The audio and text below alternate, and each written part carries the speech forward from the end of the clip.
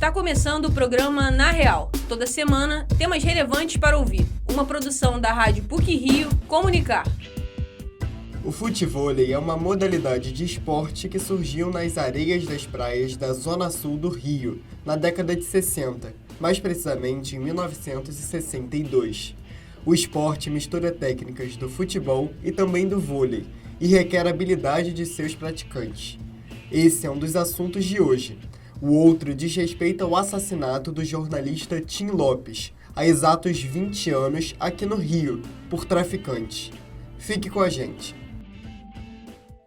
Já há algum tempo, o futevôlei tem caído nas graças dos frequentadores das praias do Rio e tem crescido muito o interesse feminino pela prática, conforme a reportagem de Jeane Moraes. Já imaginou um esporte criado a partir de um ato de rebeldia? É o caso do futevôlei. Ele foi inventado na década de 60 no Rio de Janeiro e surgiu na tentativa de burlar uma lei. Naquela época, jogar futebol em praias cariocas era proibido. As atividades permitidas precisavam de uma rede com espaço delimitado para a prática. Um grupo de amigos amantes do futebol criou uma solução. Eles decidiram jogar em uma quadra de voleibol para que não fossem barrados. Assim, o futebol foi adaptado e surgiu o futevôlei. Por mais que seja um esporte antigo, veio a tomar maior proporção nos últimos 5 anos aproximadamente. Antes, era praticado apenas em praias. Hoje em dia, existem arenas por todo o Brasil. E as mulheres são cada vez mais atraídas pela atividade, que era majoritariamente masculina. O professor e gestor do CH Futevôlei, Charles William, trabalha na zona oeste do Rio de Janeiro e considera que o público feminino no futevôlei ainda é minoria, mas está em crescimento constante. Segundo o professor, o prazer que o esporte proporciona é um dos principais motivos pela procura das mulheres pela atividade. O futevôlei feminino vem crescendo de forma exponencial. Até 3 anos atrás, você quase não via mulheres praticando futevôlei. Hoje a gente tem uma farta quantidade de meninas praticando o esporte, né? As meninas não têm essa prática com esporte, com bola, na sua infância. Chegam no futevôlei, às vezes, sem nunca ter batido numa bola de futebol. E aprendem a jogar, se divertem, umas até competem.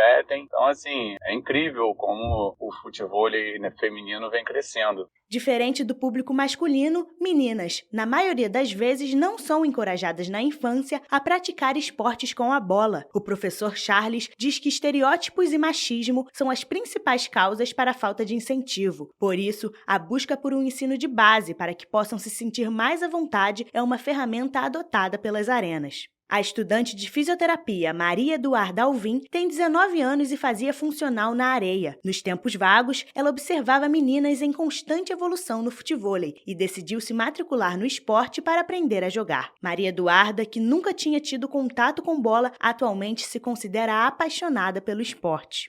A estudante afirma que a diferença na facilidade das jogadas entre meninos e meninas é explícita. A falta de incentivo durante a infância entre o público feminino faz com que o processo de aprendizagem seja lento, mas não impossível. Eu nunca tive contato nenhum com bola. Quando eu entrei lá, eu comuniquei, o professor falei, olha, 0 conhecimento com bola. Comecei do zero, é um processo muito lento. É muito perceptível a diferença de menino para menina, justamente por eles já terem esse contato com bola desde criança. O menino ele aprende os fundamentos muito mais rápido, a dominar a bola muito mais rápido, a ter o tempo de bola muito mais rápido. E a gente, menina, principalmente, que nunca teve contato nenhum com bola, é um processo muito lento, às vezes dá vontade de desistir, porque você acaba errando a mesma coisa várias vezes e você, olhando de fora, parece óbvio, mas quando chega dentro de quadra, parece ser impossível.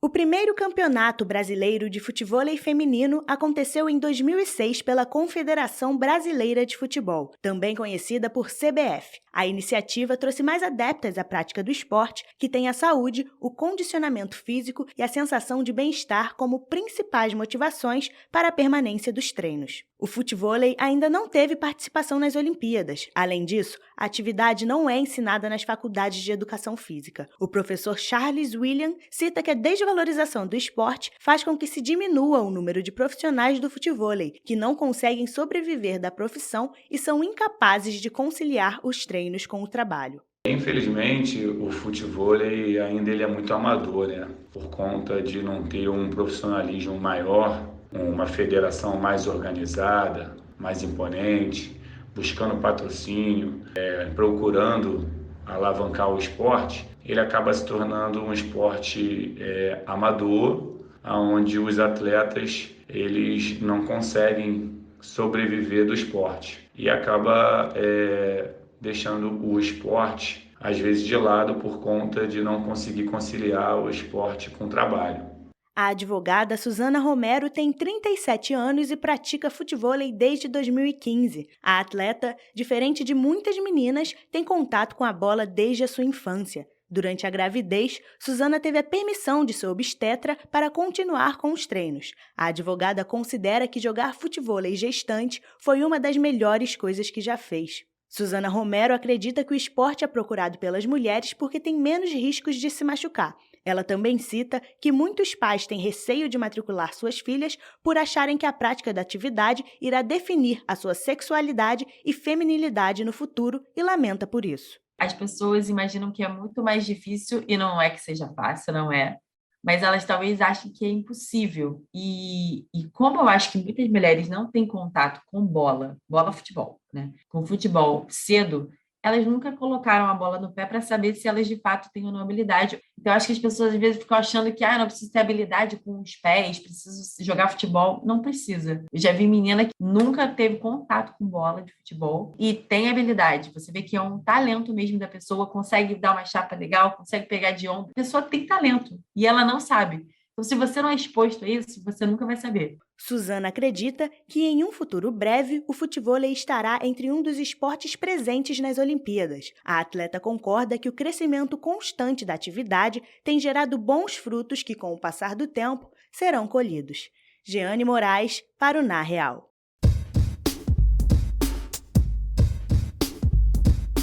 O jornalista Tim Lopes foi assassinado há 20 anos. Quando apurava uma reportagem investigativa no Morro do Cruzeiro, na Penha. O repórter Júlio Castro relembra esse caso. Competente, estratégico e astuto. Esses são adjetivos que ajudam a descrever o grande profissional da comunicação. Com um olhar humano, Tim Lopes produziu matérias que escancararam o mundo do crime e da violência urbana. Na noite do dia 2 de junho de 2002, o jornalista foi deixado na comunidade da Zona Norte do Rio pelo motorista da TV Globo. O repórter estava na produção de uma matéria sobre a exploração sexual de menores nos bailes da Vila Cruzeiro. Quando descoberto pelos traficantes, foi sequestrado e levado para a favela da Grota, no Complexo do Alemão. Lá, foi torturado e executado. À época, com 52 anos, Tim Lopes foi dado como desaparecido, mas depois de uma semana de investigações, no dia 9 de junho, a Polícia do Rio confirmou o assassinato do jornalista. No dia 5 de julho de 2002, mais de um mês após o crime, um exame de DNA confirmou que o fragmento de costela encontrado em um cemitério clandestino era do repórter investigativo.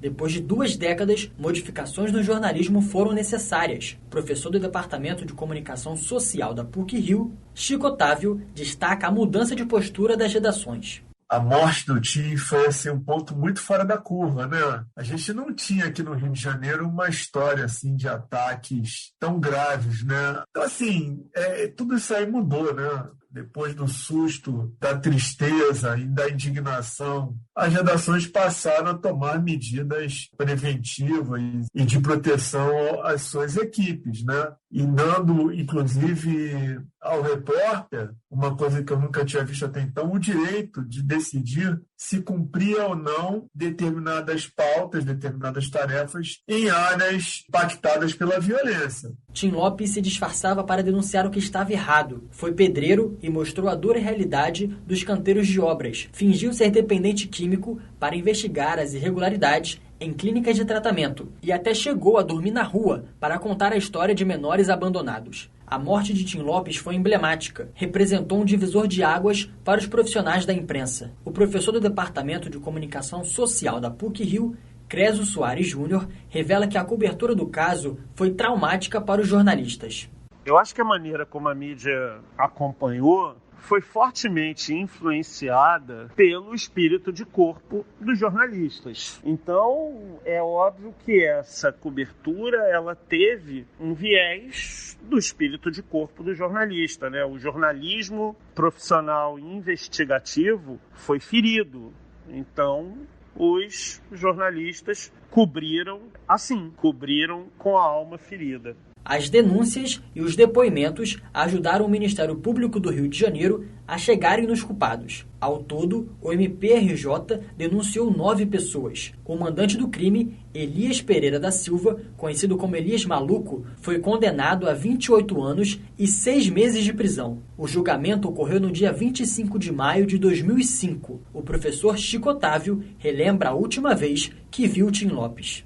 A última vez que eu tive com o Tim foi na porta do Ministério Público Federal, né? E eu entrei assim para me identificar na portaria, ele estava ali no cantinho esperando para subir.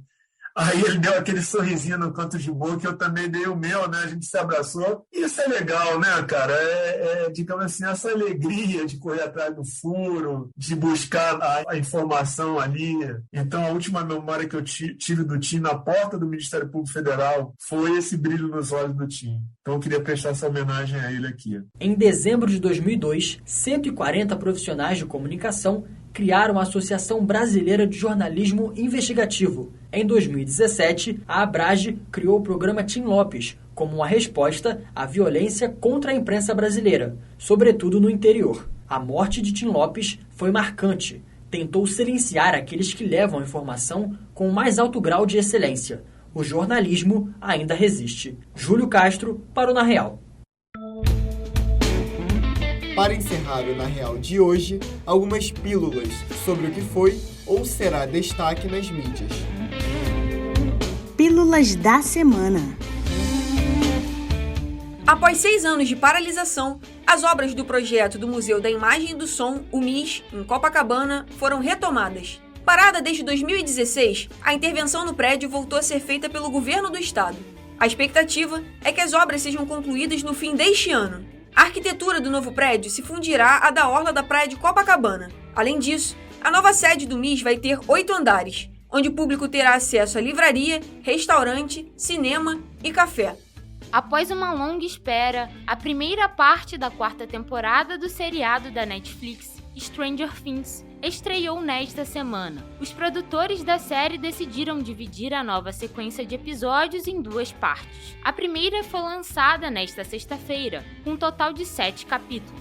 A segunda fase tem data de lançamento para 1º de julho e contará com 2 episódios. Os roteiros dessa nova fase foram criados sob uma nova perspectiva. Dessa maneira, os episódios vão ter duração entre 1 hora e 40 minutos e 2 horas e 30. Estreou nesta quinta-feira o filme Top Gun Maverick. Depois de 36 anos do sucesso de Top Gun Ases Indomáveis, o astro Tom Cruise volta a interpretar Pete Maverick, o experiente e condecorado piloto da elite da Marinha Americana, que assume a função de treinar uma turma de jovens aviadores. O longa é aguardado nas telonas desde 2020, mas a chegada da pandemia adiou o lançamento do filme nos cinemas. A grande dama do teatro brasileiro, Bibi Ferreira, completaria 100 anos no dia 1º de junho. Para celebrar a data marcante, será lançada uma biografia da atriz. A obra tem autoria da jornalista e atriz Jalussa Barcelos, com publicação da Fundação Seis Gran Rio. O Conselho de Diretores da Academia de Artes e Ciências Cinematográficas dos Estados Unidos não aceitará que filmes lançados apenas em canais de streaming concorram às categorias do Oscar em 2023. Essa mudança foi instituída no regulamento após a reabertura das salas de cinema ao redor do mundo. Além disso, a academia afirmou que os filmes não precisam ser lançados em Nova York ou Los Angeles para concorrer ao prêmio. Longas que estreiam em Atlanta, Bay Area, Chicago e Miami também se tornam elegíveis para concorrer ao prêmio mais importante do cinema. Por hoje é só. Esse episódio foi apresentado por Luiz Felipe Azevedo, com pílulas de Vitória Lemos e Maria Eduarda Severiano, e edição sonora de Vitória Lemos. O programa Na Real tem supervisão e edição do professor Célio Campos. Lembramos que a Rádio PUC faz parte do Comunicar, cuja coordenação é da professora Lilian Sabac. Até a próxima semana!